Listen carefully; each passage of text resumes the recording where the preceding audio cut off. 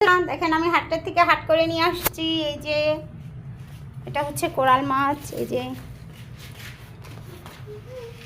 700 টাকা কেজি নিচ্ছে, আর এটা নিচে হচ্ছে 200 টাকা।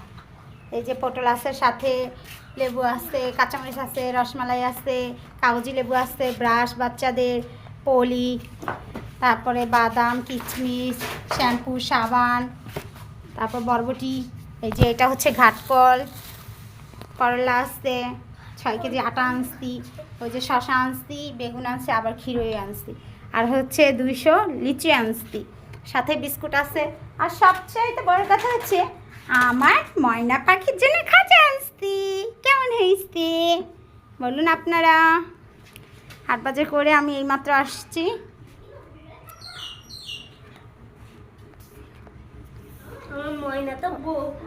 ওকে বন্ধুরা, তাহলে আপনারা ভালো থাকেন। আমি এগুলো এখন একটু গুছিয়ে রাখবো।